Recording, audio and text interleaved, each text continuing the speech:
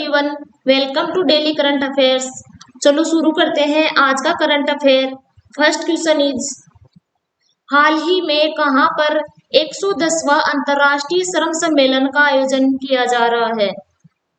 Geneva, Switzerland. यह एक वार्षिक सम्मेलन है जो जून माह में स्विट्जरलैंड के जिनेवा में आयोजित किया जाता है। भारत की ओर से इस सम्मेलन को केंद्रीय श्रम एवं रोजगार मंत्री भूपेंद्र यादव ने संबोधित किया। इस सम्मेलन में मानव केंद्रित अप्रोच के साथ खाद्य, ऊर्जा और वित्तीय संकटों के श्रम व सामाजिक परिणामों से निपटने के मुद्दे शामिल किए गए। अंतर्राष्ट्रीय श्रम संगठन की स्थापना वर्साई की संधि के तहत 1919 में की गई थी। यह 187 सदस्य देशों की सरकारों, नियोक्ताओं और श्रमिकों को एक साथ लाता है। केंद्र सरकार ने विभिन्न पुरस्कारों की नामांकन प्रक्रिया को पारदर्शी बनाने एवं जन भागीदारी सुनिश्चित करने के लिए किस पोर्टल की शुरुआत की है? राष्ट्रीय पुरस्कार पोर्टल।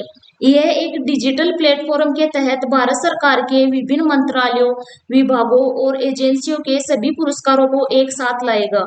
उद्देश्य नागरिकों को भारत सरकार द्वारा स्थापित विभिन्न पुरस्कारों के लिए व्यक्तियों या संगठनों को नामांकित करने की सुविधा प्रदान करना है। पद्म पुरस्कारों के लिए यह पोर्टल 15 सितंबर को शुरू होगा। हाल ही में किसने पशु वैक्सीन और अन्य नैदानिक किट का शुभारंभ किया है? केंद्रीय कृषि और किसान कल्याण मंत्री नरेंद्र सिंह तोमर। यह वैक्सीन और किट ICAR राष्ट्रीय अश्व अनुसंधान केंद्र हिसार द्वारा विकसित की गई है।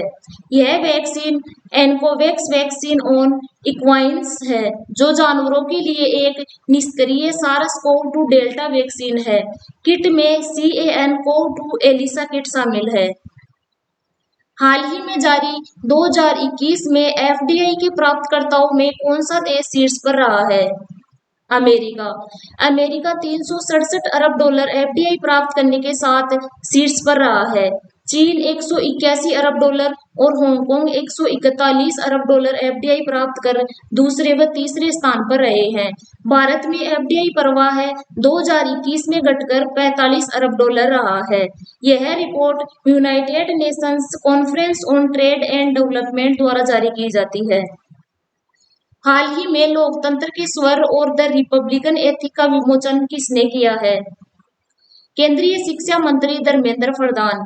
इन पुस्तकों का विमोचन धर्मेंद्र प्रधान ने खेल मंत्री अनुराग ठाकुर के साथ भारत के राष्ट्रपति रामनाथ कोविंद के चुनिंदा भाषणों के साथ किया।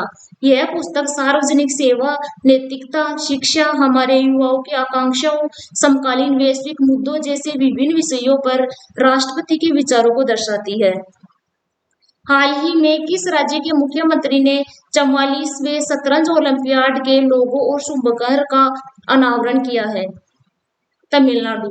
44वां शतरंज ओलंपियाड तमिलनाडु के मामल्लापुरम में 28 जुलाई से 10 अगस्त के बीच होगा। इस अंतर्राष्ट्रीय प्रतियोगिता में 180 देशों के 2000 से अधिक खिलाड़ी भाग लेंगे। अखिल भारतीय शतरंज महासंघ के अध्यक्ष संजय कपूर है।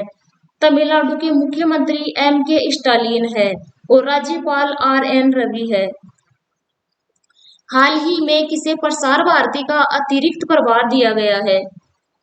मयंक कुमार अग्रवाल। इन्होंने शशि शेखर वेम्पति का स्थान लिया है, जिन्होंने 5 साल तक राज्य प्रसारक के CEO के रूप में कार्य किया।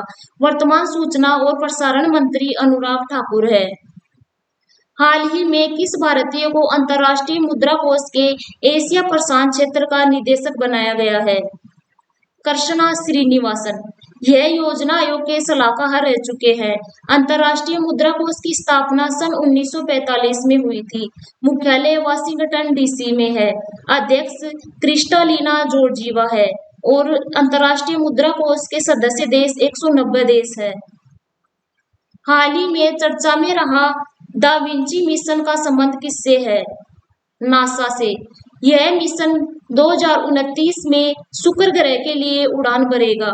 यह जून 2031 तक शुक्र ग्रह की सतह पर पहुंच जाएगा और यह मिशन शुक्र ग्रह के बारे में डेटा कैप्चर करेगा। दा विंची यानी deep atmosphere Venus investigation of Nobel gases chemistry and imaging mission. NASA की स्थापना सन 1958 में हुई।